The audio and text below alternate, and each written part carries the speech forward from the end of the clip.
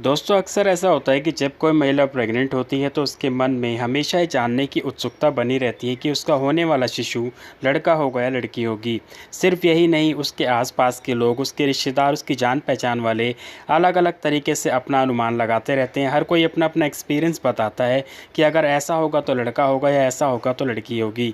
लेकिन दोस्तों ये सब बातें जो है पुरानी हो चुकी हैं। आज के वीडियो में आप लोगों को एक ऐसी ट्रिक बताने वाला हूँ जिससे कि 95% तक आप ये श्योर हो सकते हैं कि हाँ, होने वाला बच्चा लड़का होगा या लड़की होगी।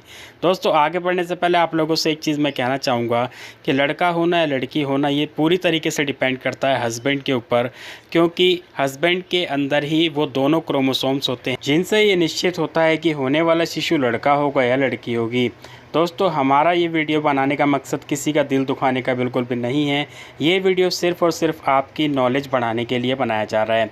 आगे बढ़ने से पहले आप लोगों से रिक्वेस्ट है, वीडियो ज़रा सा भी अच्छा लगे तो इसको लाइक ज़रूर करें, ज़्यादा से ज़्यादा शेयर करें फेसबुक पे, व्हाट्सएप पे, ताकि हर किसी तक वीडियो पहुँचे, उनको भी जानकारी मिले, फ़ायदा मिले। तो चलिए शुरू करते हैं। दोस्तों जो ट्रिक मैं आप लोगों को आज बताने वाला हूँ, इस ट्रिक को आजमाने से पहले सबसे पहले आपको इस प्रोसेस को पूरा समझना होगा कि ये जो ट्रिक है कैसे काम करती है।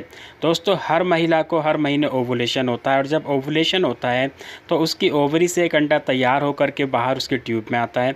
ट्यूब में आने के बाद वो करीब 24 घंटे तक इंतज़ार करता है स्पर्म का, और अगर इस दौरान महिला रिलेशन में रहती है और स्पर्म उस अंडे से मिल जाता है तो अंडे को फर्टिलाइज़ करता है, और उसके बाद अंडा सेल्स में डिवाइड होना शुरू हो जाता है, और उसके बाद प्रेगनेंसी की प्रक्रिया शुरू हो जाती है।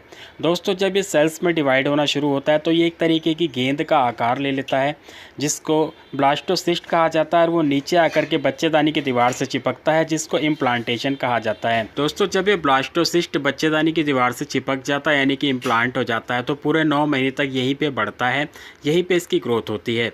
और इसकी ग्रोथ होने के लिए, इसको सेफ रखने के लिए एक हार्मोन होता है जिसको HCG कहा जाता है, यानी कि ह्यूमन कोरियोनिक गोनाडोट्रोफिन। ये हार्मोन महिला के शरीर में बनना शुरू हो जाता है और हफ्ते दर हफ्ते दोगुनी तेज़ी से बढ़ता है। दोस्तों जितनी ज़्यादा मात्रा में ये हार्मोन बनता है उतनी ही ज़्यादा मात्रा में ओवरी से प्रोजेस्टेरोन रिलीज़ होता है, और प्रोजेस्टेरोन वो हार्मोन होता है जो प्रेगनेंसी की ग्रोथ कराता है, प्रेगनेंसी को पूरे 9 महीने तक सेफ रखता है। तो यहाँ पे जो समझने वाली बात ये है कि जैसे मैंने आपको शुरुआत में बताया था कि लड़का होना या लड़की होना पूरी तरीके से डिपेंड करता है हस्बैंड के ऊपर, क्योंकि हस्बैंड के शरीर में X और Y दो तरह के क्रोमोसोम पाए जाते हैं, वहीं महिला के शरीर में X और X दोनों एक जैसे ही क्रोमोसोम पाए जाते हैं। अगर X और Y मिलते हैं तो लड़का होता है, और X और X मिलते हैं तो लड़की होती है। तो यहाँ पे आपको एक चीज़ बताना चाहूँगा कि जब X और X मिलते हैं यानी कि जब लड़की वाले क्रोमोसोम मिलते हैं और उसमें जब प्रेगनेंसी रुकती है तो महिला के शरीर में शुरुआती दिनों में HCG हार्मोन बहुत कम मात्रा में बनता है, उसके बावजूद भी ये प्रेगनेंसी सक्सेसफुल हो जाती है। क्योंकि दोस्तों बताना चाहूँगा ये जो लड़की वाले क्रोमोसोम होते हैं यानी कि जो X और X क्रोमोसोम मिलते हैं तो ये काफ़ी ज़्यादा स्ट्रॉन्ग होते हैं और ये कम हार्मोन्स में भी जीवित रहते हैं और प्रेगनेंसी सक्सेसफुल हो जाती है। वहीं बात करते हैं लड़के की, जब X और Y हार्मोन मिलते हैं तो लड़का होता है।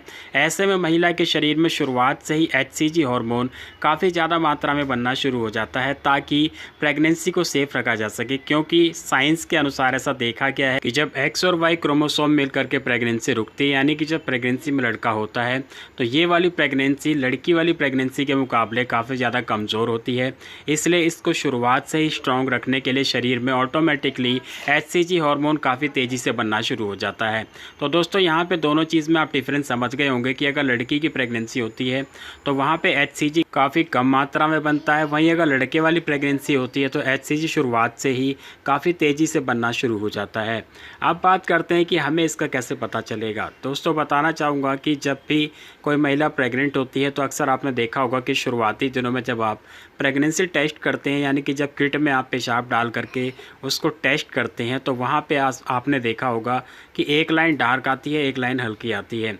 बताना चाहूँगा ये जो किट है ये पेशाब में HCG हार्मोन का पता लगाती है। इसीलिए डॉक्टर हर महिला को कहते हैं कि जब भी आपके पीरियड मिस होते हैं तो कम से कम 7 दिन का इंतज़ार करके प्रेगनेंसी टेस्ट करें ताकि किट को सही मात्रा में HCG हार्मोन मिले और रिज़ल्ट सही आए। ऐसे में जब आप टेस्ट करते हैं तो देखते हैं कि दोनों लाइन डार्क आती है, लेकिन कुछ महिलाओं के साथ ऐसा भी होता है कि एक हफ्ते बाद भी टेस्ट करने पे उनकी किट में एक लाइन हल्की आती है, दूसरी लाइन डार्क आती है। क्योंकि दोस्तों मैंने अभी आपको बताया था कि जब X और X हार्मोन मिलते हैं यानी कि जब लड़की होती है तो ऐसे में जो प्रेगनेंसी होती है वो वैसे ही काफ़ी ज़्यादा स्ट्रॉन्ग होती है, इसलिए कम HCG में भी सर्वाइव कर जाती है। वहीं अगर एक्स और वाई हार्मोन मिलते हैं, यानी कि जब लड़के वाली प्रेगनेंसी होती है, तो उसको सर्वाइव करने के लिए एचसीजी की मात्रा ज़्यादा चाहिए होती है। इसलिए जिन महिलाओं में शुरुआती दिनों में ही प्रेगनेंसी टेस्ट किट में दोनों लाइन डार्क आती है, तो वहाँ पे ज़्यादा चांसेस रहते हैं कि उनकी प्रेगनेंसी में लड़का होगा।